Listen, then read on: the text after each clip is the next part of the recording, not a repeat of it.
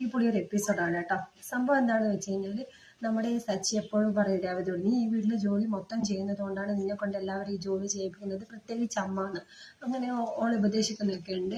അപ്പോൾ അതൊക്കെ കഴിഞ്ഞ് പിന്നെ ഒരു രസകരമായ എപ്പിസോഡ് എന്ന് വെച്ച് കഴിഞ്ഞാൽ സംഭവം എന്താണെന്ന് വെച്ച് കഴിഞ്ഞാൽ നമ്മൾ ശ്രീകാന്ത് പെൺവേഷം കെട്ടി അടുക്കളയിൽ നിന്ന് ജോലി ചെയ്യുന്നു, അതും പാതിരാത്രിയിൽ. അപ്പോൾ ചന്ദ്ര ഇത് കണ്ടിട്ട് ഓടി വന്നിട്ട് അടുക്കളയിൽ കള്ളം കയറി എന്ന് പറഞ്ഞു കേട്ടോ.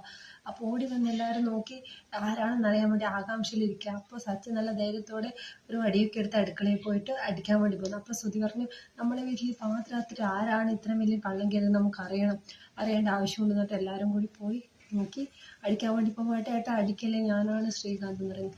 അപ്പോൾ നമ്മുടെ രവിക്ക് ഇതൊന്നും അത്ര ഇഷ്ടമായില്ല. രവിക്കും ചന്ദ്രക്കും ഇഷ്ടമായി. ഞാൻ 3 ആൺമക്കൾ പ്രസവിച്ച സ്ത്രീയാണ്, ഇത്തരം കലാപരിപാടികൾ ഇവിടെ നടക്കില്ല. ചന്ദ്ര പറഞ്ഞു. രവിയും പറഞ്ഞു നിങ്ങളെ കുട്ടിക്കളിയും കളിതാമശം റൂമിൽ മതി, പുറത്ത് എത്തുമ്പോൾ കുറച്ചൊന്ന് കുറക്കണം എന്നൊക്കെ പറഞ്ഞ് അഭിപ്രായപ്പെടുന്ന ചെറിയ നല്ല നല്ല നിമിഷങ്ങളുള്ള ഇന്നത്തെ ചെമ്മനീർപ്പൂ നിങ്ങൾ മിസ് ചെയ്യാതെ കാണേണ്ട ഒരു എപ്പിസോഡ് തന്നെയായിരിക്കും. ചിരിയും ഒക്കെ ആയിട്ട് അടിപൊളിയാണ്.